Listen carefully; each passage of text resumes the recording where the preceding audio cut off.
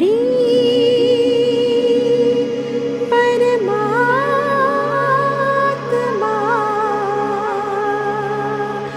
अल्लाह अहुर्मस्त God Yazda.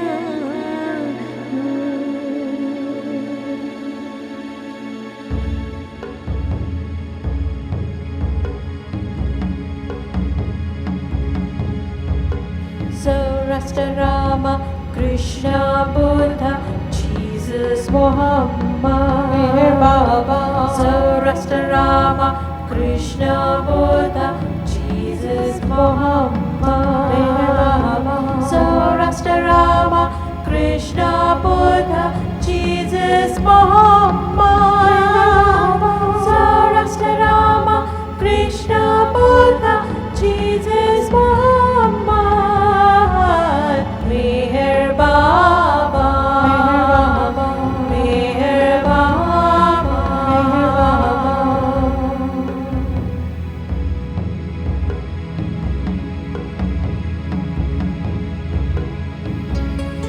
ईश प्रेम की राह दिखाने बीच हमारे आए, वही पिता परमेश्वर प्रियतम मेहर बन फिर आए। आज भले नहीं बीच हमारे इन रूपों में कोई, दर्शन देते सदा हमें ये रूप भले हो कोई। Zoroaster, Rama, Krishna, Buddha, Jesus, Muhammad, Baba. Zoroaster, Rama, Krishna, Buddha, Jesus, Muhammad. Zoroaster, Rama, Krishna, Buddha, Jesus, Muhammad. Zoroaster, Rama, Krishna, Buddha, Jesus, Muhammad. Meher Baba, Meher Baba, Meher Baba.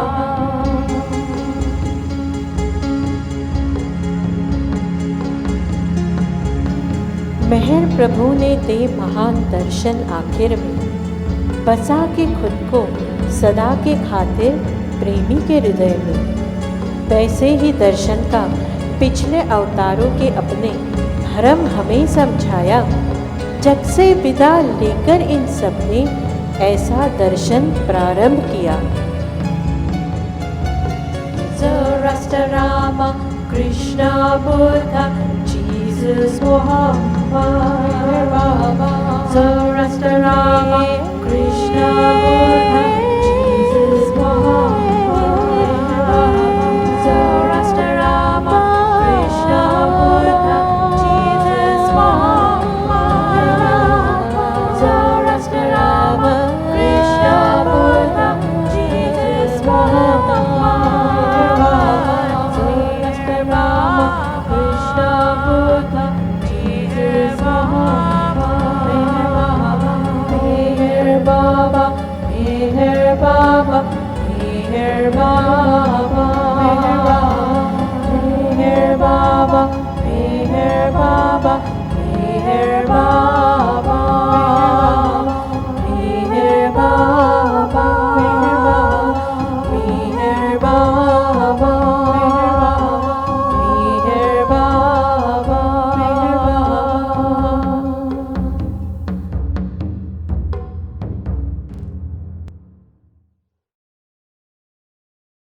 जय मेहर बाबा अक्षय, तुम यहाँ कैसे?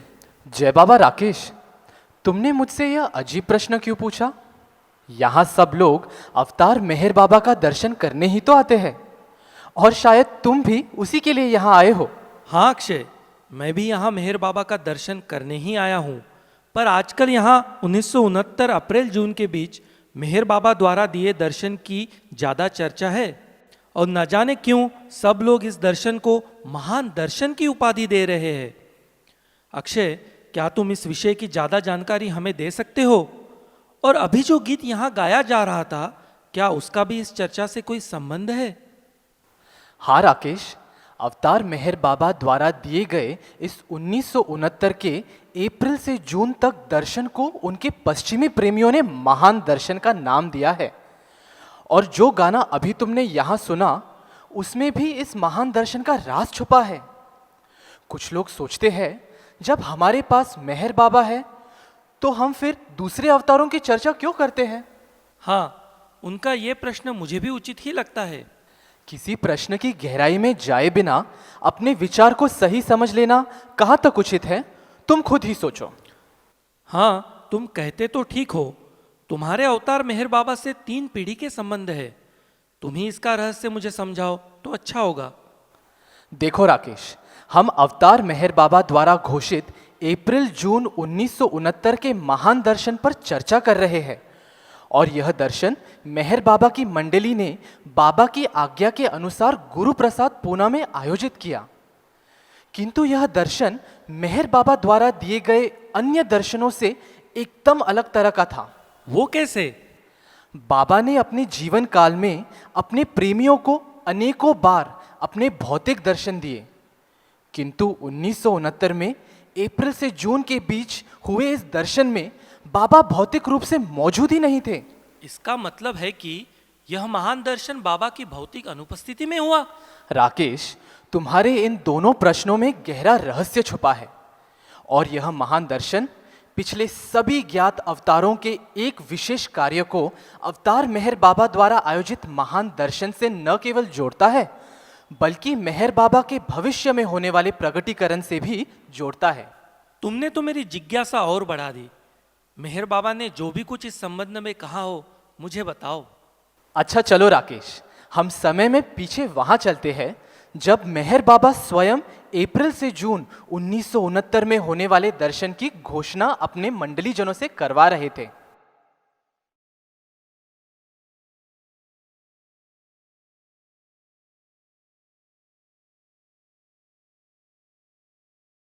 जैसे जैसे 1965 के दर्शन का समय गुजरता गया, बाबा का एकांतवास कठोर होता गया और प्रेमियों की दर्शन की आशा भी बढ़ती जा रही है। 1967 के बाद से तो बाबा के प्रेमी उनके दर्शन के लिए बहुत बेचैन हो गए हैं। इतने ज़्यादा पत्र आते हैं आजकल बाबा से दर्शन की प्रार्थना करते हुए।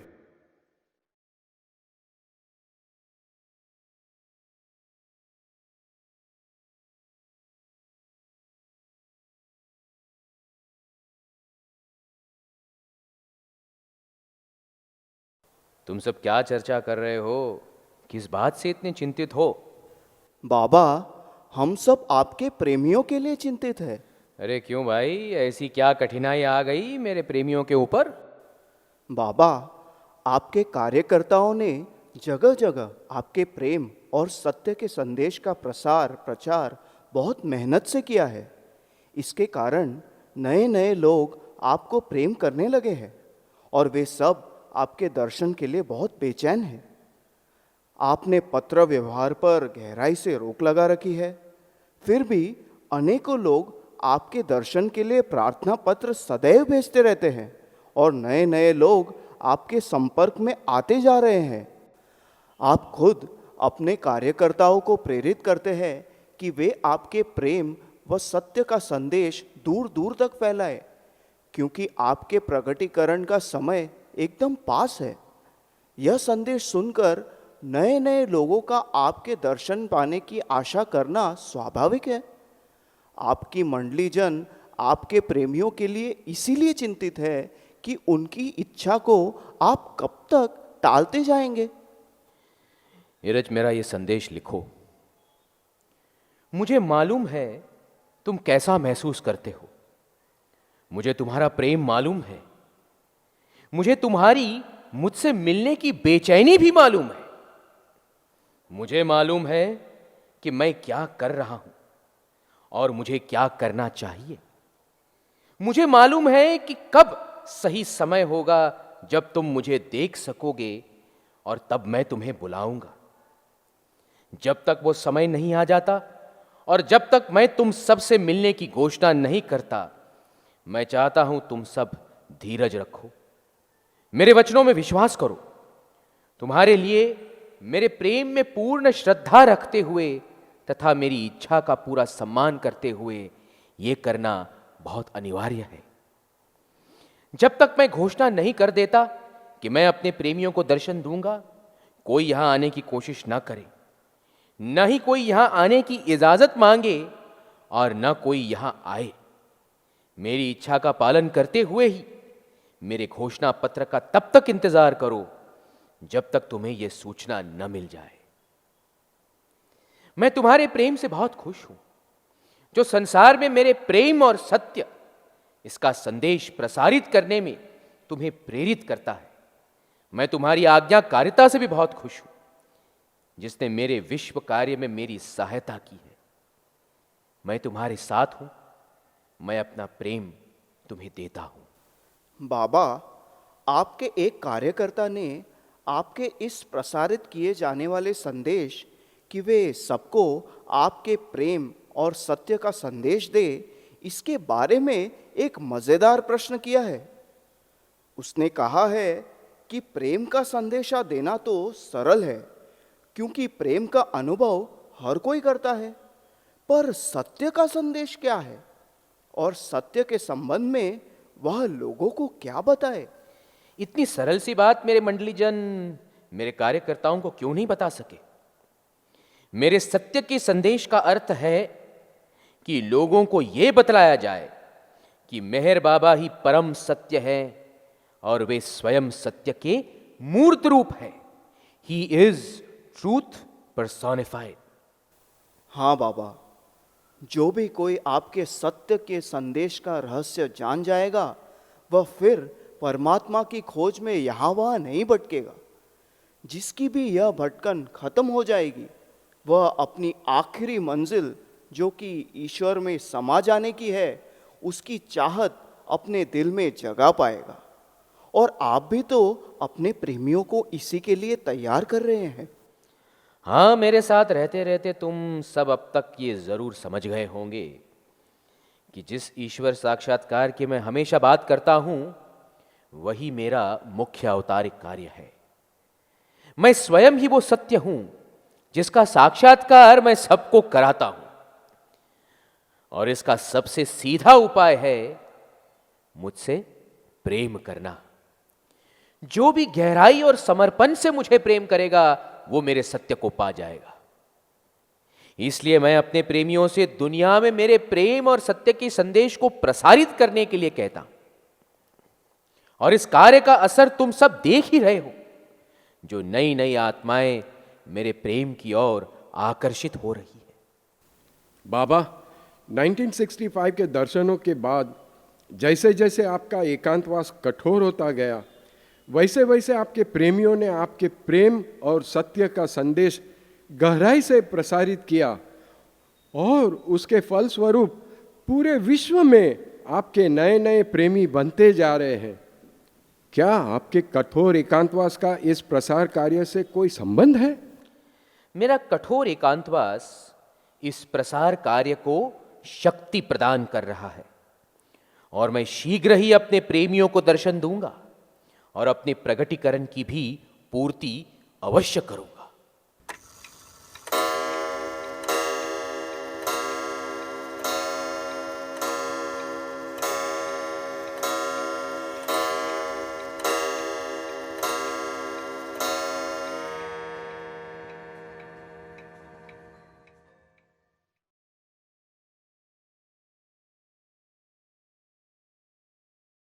बाबा का एकांतवास का कठोर पीरियड अब अक्टूबर 1968 में खत्म हो गया।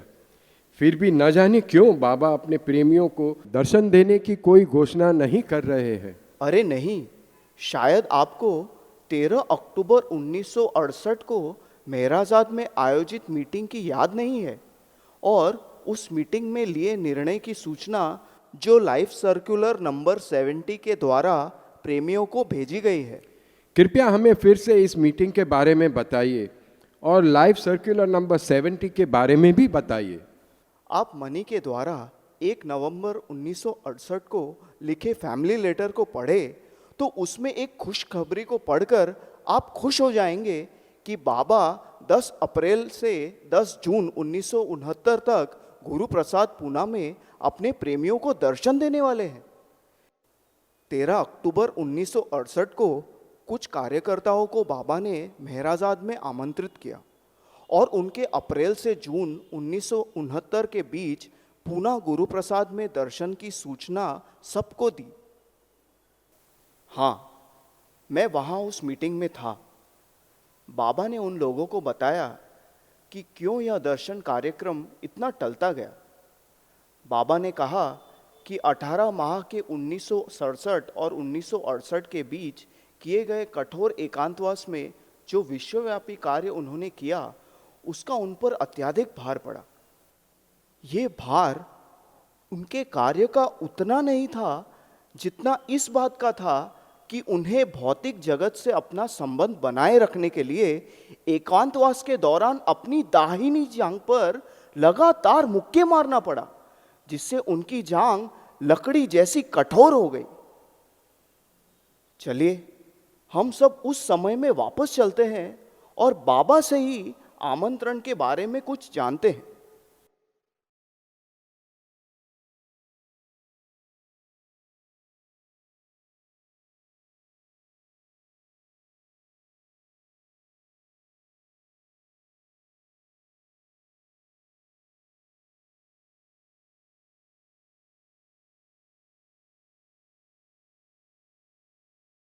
एकांतवास के कठोर श्रम के बाद अब मेरा स्वास्थ्य कुछ ठीक है।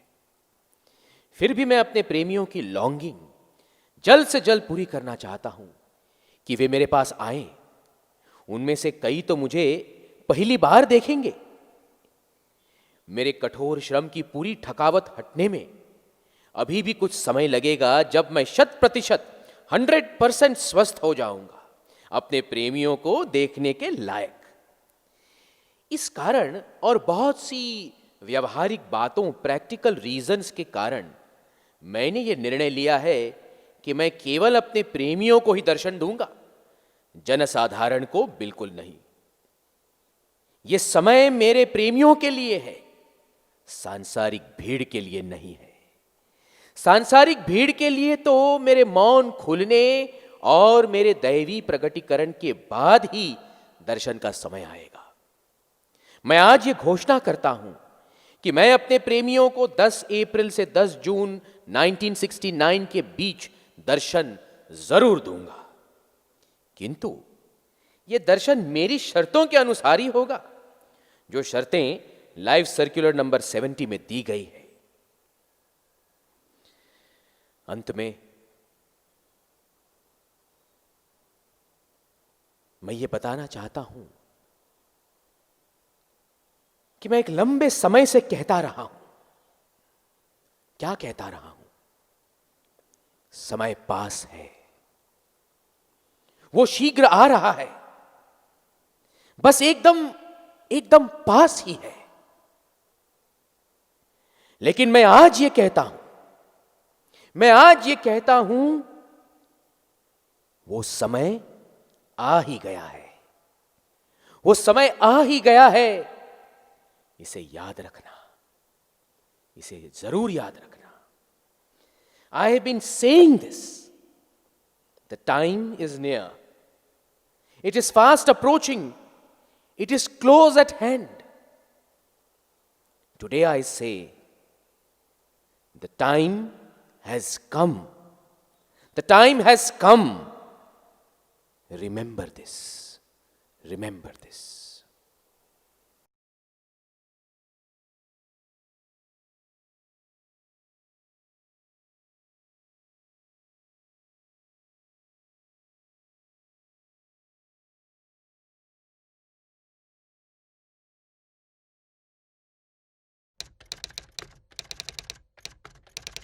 मैं फरवरी 1969 के पहले ये फैमिली लेटर लिखने वाली नहीं थी, पर नया लाइव सर्कुलर नंबर 71 जारी किया गया है, जिसमें कुछ नई सूचनाएं आपके साथ शेयर करना ज़रूरी है।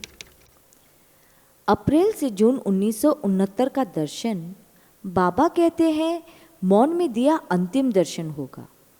विश्व परिवर्तन के पहले दिया अंतिम दर्शन जो उनके मौन खुलने के पहले होगा। बाबा कहते हैं ये दर्शन मौन में दिया सिर्फ अंतिम दर्शन ही नहीं होगा, किंतु ये एक ऐसा दर्शन होगा जैसा इसके पहले कोई दर्शन नहीं हुआ होगा। बाबा के स्वास्थ्य की शोचनीय हालत देखते हुए मंडली जनों और डॉक्टरों ने उन्हें सलाह दी कि वे इस दर्शन कार्यक्रम को कैंसिल कर दें। तब बाबा ने सबको ये कहकर शांत कर दिया कि यदि वे लेटे लेटे दर्शन दे तो उन लोगों को क्या आपत्ति है। और बाबा ने ये भी कहा कि तब उनका शरीर बहुत स्ट्रांग हो जाएगा। मैं नहीं जानती कि मैं आपको अगला फैमिली लेटर कब लिख पाऊँ, पर ऐसा लगता है ये पत्र 1969 अप्रैल जून गुरु प्रसाद दर्शन के पहले शायद ही मैं लिख पाऊँ। फिर भी मैं नहीं जानती कि कोई नई परिस्थिति मुझे इसके पहले ही दूसरा पत्र लिखने के लिए मजबूर करे।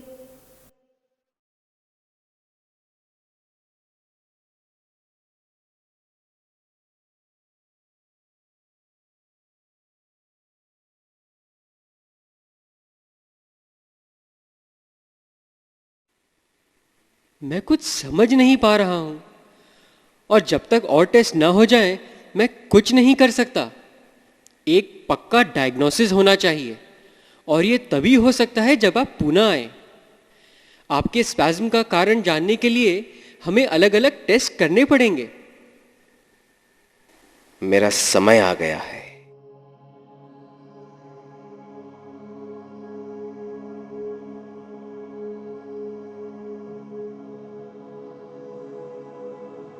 देखो, ये बात बाबा 13 अक्टूबर की मीटिंग में कह चुके हैं और आज फिर उसे दोहरा रहे हैं। इसका अर्थ ये है कि वे हमें अपने पिछले स्टेटमेंट की याद दिला रहे हैं। लगता है कोई बड़ी घटना जल्दी ही घटने वाली है। बाबा की अस्वस्थता ने हमें डरा दिया है। हाँ, बाबा की तबीयत तो अत्यधिक खराब है, जो हम सब मंडलीजन देख पा रहे हैं। किंतु इस घटना से अनजान बाबा के सब प्रेमी बाबा द्वारा अप्रैल जून में दिए जाने वाले दर्शन की आशा में बहुत खुश हो रहे हैं। मनी तो कहती है कि बाबा के दर्शन आमंत्रण ने बाबा प्रेमियों के हृदयों को प्रकाशित कर दिया है। बहुत से प्रेमियों ने तो दर्शन में आने की तैयारी भी शुरू कर दी है और जो पुणे आने में असमर्थ है उन्हें बाबा के शाश्वत प्रेम ने भरोसा दिलाया है कि वे बाबा की साक्षात मौजूदगी अपने हृदयों में कर पाएंगे। बाबा के अति चिंताजनक स्वास्थ्य को देखकर जब पादरी ने बाबा से कहा, बाबा आपको तो अपनी दुकान बंद कर देनी चाहिए बाबा ने कहा, नहीं, मैं तो अब अपनी दुकान खोलने वाला हूँ। मुझे तो बाबा प्रेमियों की बहुत चिंता हो रही है।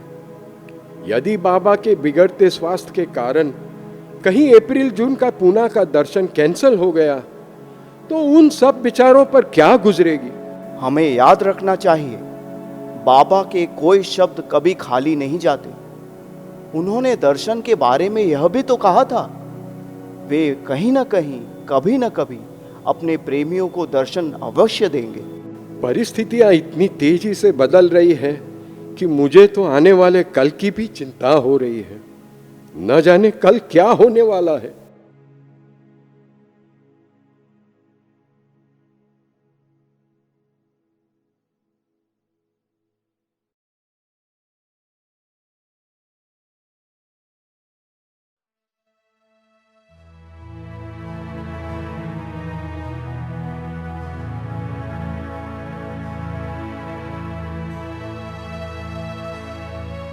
दे तन का बलिदान प्रभु गए आनंद में, पीड़ा अगम महान सृष्टि हेतु उन्हें सही।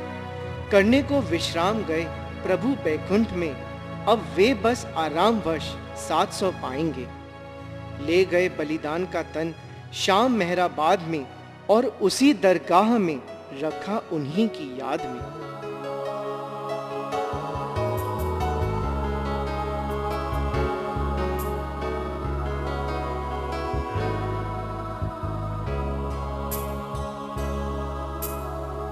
सूर्य ने फिर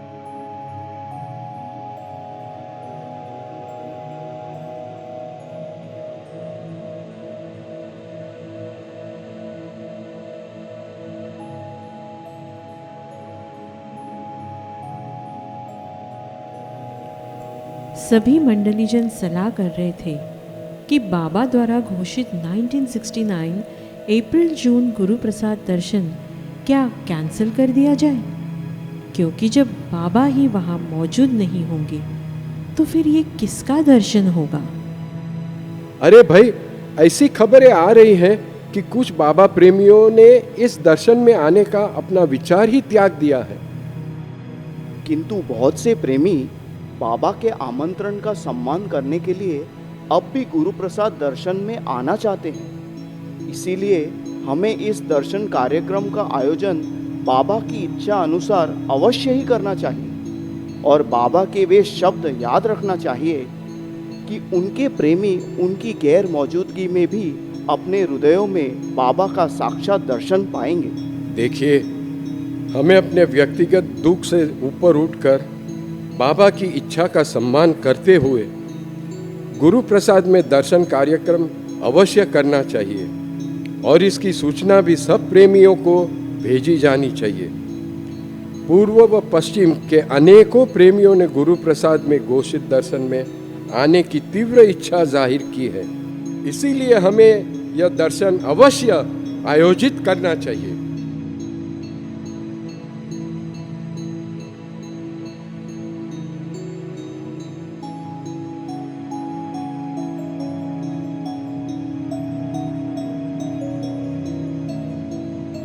बाबा की भौतिक गैर हाजिरी के बावजूद भी प्रेमी बाबा के दर्शन आमंत्रण का सम्मान करने 10 जून 1969 तक गुरु प्रसाद पुणे अब भी आ सकते हैं, किंतु उन्हें 1 नवंबर के फैमिली लेटर में दर्शाई गई डेट्स और शर्तों का कड़ाई से पालन करना होगा।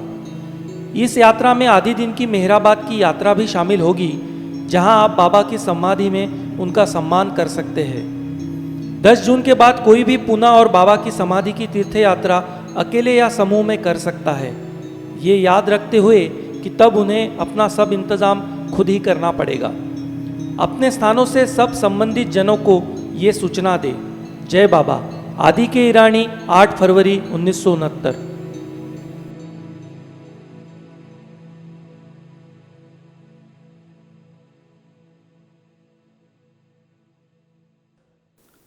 मनी, क्या बाबा द्वारा ऐसे समय पर शरीर त्याग देना उनका गलत निर्णय नहीं था? नहीं, उनका निर्णय गलत नहीं था। हमारे लिए ये सब अचानक हुआ। हम इसके लिए तैयार ही नहीं थे और हम उसका हिसाब भी नहीं लगा पाए। आश्चर्य है, आप सब बाबा के इतने पास होकर भी अंदाज नहीं लगा पाए कि वे दर्शन के पहले ही शरीर छोड़ देंगे। 31 जनवरी तक तो हम सब उनके स्वास्थ्य के लिए इतने चिंतित रहे कि हमारा इस घटना पर ध्यान समय समय पर उनके द्वारा हिंट्स दिए जाने पर भी नहीं गया। अब जब हम पिछली घटनाओं को मुड़कर देखते हैं तो हमें मालूम पड़ता है कि बाबा ने बहुत से हिंट्स दिए थे कि वे हमारा साथ छोड़ने वाले हैं, पर एक हाथ से जो रहस्य वे खोलते थे, दूसरे ही हाथ से वे उसे ढक भी देते थे।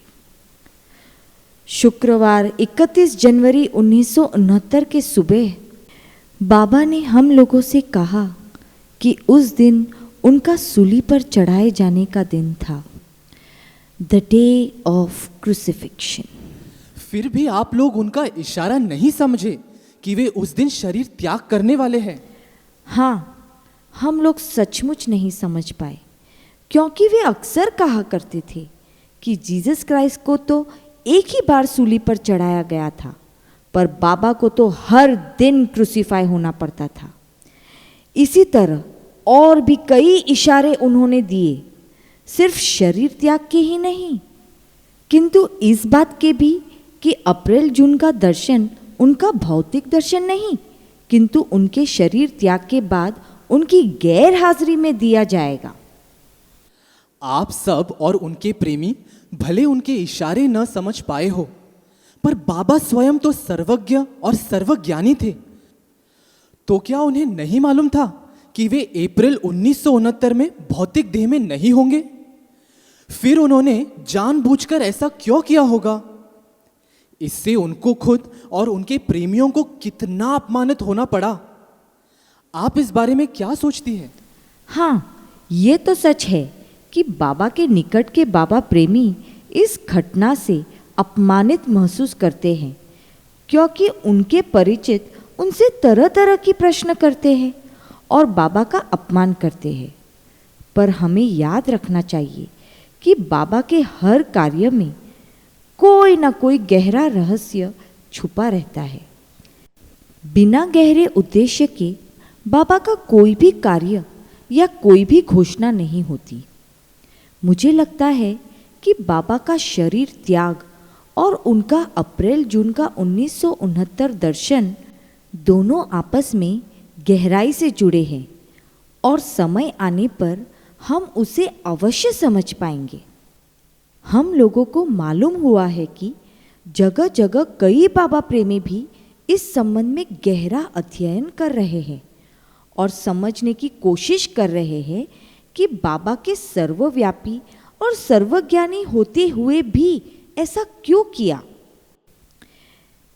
क्या उन्हें मालूम नहीं था कि वे अप्रैल 1969 में घोषित दर्शन के पहले ही शरीर त्याग देंगे? बाबा को सब पता था, किंतु ये उनके प्रेमियों की परीक्षा थी कि वे बाबा के इस कथन में कितना विश्वास रखते थे, जब उन्होंने कहा, याद रख, मैं ये शरीर नहीं हूँ। क्या प्रेमी उनके एब्सेंस में भी उन्हें मौजूद पाते थे या नहीं? अलग अलग केंद्रों के बाबा प्रेमी अप्रैल 1969 दर्शन के पहले ही बाबा की देह त्याग हो जाने के कारण गहरे शोक में डूब गए, किंतु कुछ लोग इस घटना की गहराई समझने की कोशिश करते थे और अपने विचार दूसरों के साथ बांटकर उन्हें शांत करने की कोशिश करते थे। बाबा मैगजीन और पत्रिकाओं में इनके लेख छप रहे थे। इनमें से कुछ विचार हम सबको इस महान दर्शन के रहस्य को समझने में सहायक होंगे। बाबा का हर कार्य भविष्य में होने वाले उसके रिजल्ट से जुड़ा होता था। उस घटना के घटते वक्त हमें उसका रहस्य ज्ञात नहीं होता। 1969 अप्रैल जून में होने वाले दर्शन में वे भौतिक रूप से मौजूद रहने वाले नहीं थे, और यही था सबसे बड़ा रहस्य इस दर्शन कार्यक्रम का। वे इस दर्शन से भविष्य में आने वाले दर्शनार्थियों और प्रेमियों के लिए नई भूमिका तैयार कर रहे थे कि प्रेमी जब बाबा की गैर हाजिरी, फिजिकल एब्सेंस में भी उनकी मौजूदगी, प्रेजेंस का अनुभव कर सके। Physical presence in his bodily absence. हाँ, बाबा ने शरीर त्यागने के पहले कई बार मंडली जनों को इशारा किया था कि वे अब प्रेमी जनों के हृदयों में बस जाएंगे। बाबा का हर कार्य जैसे किसी नई बिल्डिंग के बनाने के लिए मचान जैसा होता था, और बिल्डिंग बनाने के बाद जैसे मचान हटा ली जाती है, उसी तरह भविष्य में बाबा के संपर्क में आने वाले प्रेमी जनों के लिए 1969 अप्रैल से जून का दर्शन एक मजबूत मचान जैसा ही था। अपने कुछ गिने चुने प्रेमियों के हृदयों में अपनी उपस्थिति स्थापित करके हजारों लाखों प्रेमियों के हृदयों में अपनी साक्षात उपस्थिति का बीज बाबा ने बो दिया इस दर्शन के माध्यम से। इस दर्शन के फलस्वरूप ही समाधि में आने वाले हर प्रेमी को वहां बाबा की साक्षात उपस्थिति महसूस होती है, और जिन प्रेमियों ने 1969 के महान दर्शन में भाग लिया था, उनके हृदय में तो बाबा सदा सदा के लिए ही बस गए हैं। बाबा के बहुत से प्रेमी बाबा के अचानक शरीर त्याग से बहुत दुखी हो गए हैं, और बाबा तो अब है ही नहीं। इसीलिए हमें एक बार फिर समय में पीछे जाकर बाबा के कुछ कथन उन्हीं के मुख से सुनना चाहिए। इससे हम इस महान दर्शन के रहस्य को कुछ तो समझ सकेंगे।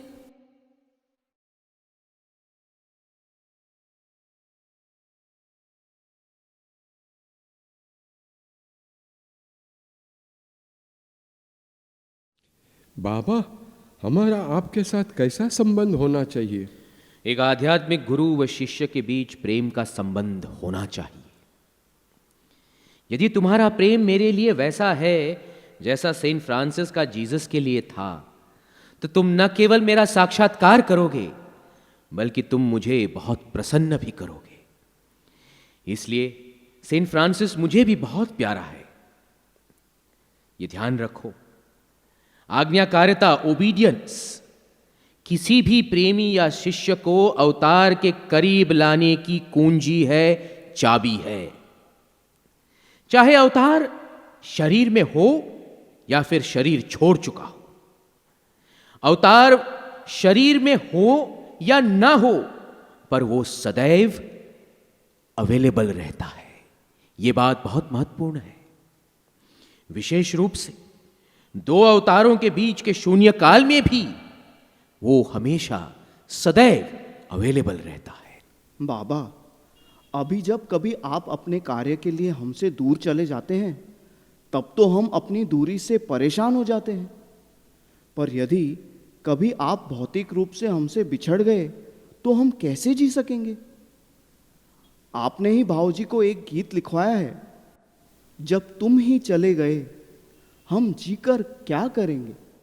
क्या मैंने तुम लोगों को यह नहीं बताया था कि मेरे रहने न रहने से तुम्हें चिंतित नहीं होना चाहिए? क्यों बताया था मैंने?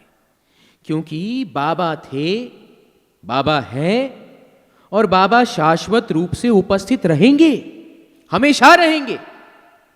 अरे, बाहरी संबंधों की कड़ी टूटने का अर्थ यह नहीं होता कि आंतरिक संबंध भी खत्म हो जाए। आंतरिक कड़ी जोड़ने के लिए ही अब तक बाहरी संबंध बनाए रखा गया है। अब समय आ गया है कि आंतरिक कड़ी मजबूती से जुड़ी रहे। इसलिए बाहरी कड़ी जुड़ी रहने की कोई आवश्यकता अब बिल्कुल नहीं है। यह ध्यान रखना। बाबा, आपके इस स्टेटमेंट ने हमें यह भी समझा दिया है कि हम आखिर आपके संपर्क में कैसे आए। हम में से कोई भी यहां ऐसा नहीं है जो अपने पिछले जन्मों में आपके किसी न किसी पिछले अवतार से न जुड़ा हो, और राम, कृष्ण, बुद्ध, जीसस के प्रेम के कारण से ही हमने जन्मों जन्मों आपकी राह देखी और आप में हमने अपने पिछले प्रिय अवतार की छवि देखी। मेहर बाबा के रूप में तो आपके लिए हमारा प्रेम धीरे धीरे बढ़ता गया। क्या मैंने तुम्हें नहीं बताया कि मैं ही राम था, कृष्ण था, बुद्ध था, जीसस था, आदि आदि? बाबा, आपने यह भी बताया था कि आपके हर अवतार की प्रसिद्धि उसके जाने के बाद ही होती है। आपके पिछले अवतारों को मानने वाले उनके जाने के बाद ही उनके प्रेम की कड़ी में जुड़ते हैं, और यह कड़ी जब मजबूत हो गई तब उन्होंने मेहर बाबा के रूप में आपको पाया।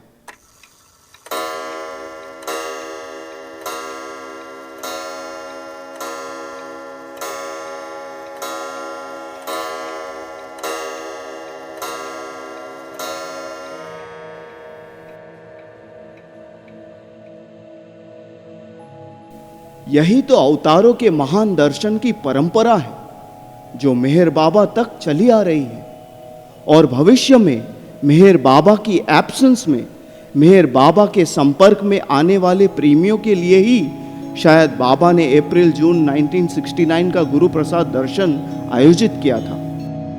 गिने चुने प्रेमियों के हृदयों में खुद को बसाकर बाबा आने वाले युग की नई मानवता के हृदय में अपने को प्रकट करेंगे, और उनके नए अवतरण को लोग बाबा के इस कार्य के माध्यम से पहचान सकेंगे। अप्रैल-जून का दर्शन वास्तव में महान दर्शन था, क्योंकि यह पिछले अवतारों के प्रगटीकरण को वर्तमान अवतार के प्रगटीकरण से जोड़ता है, और भविष्य में आने वाले उनके अवतार के लिए नए प्रेमियों को तैयार करता है।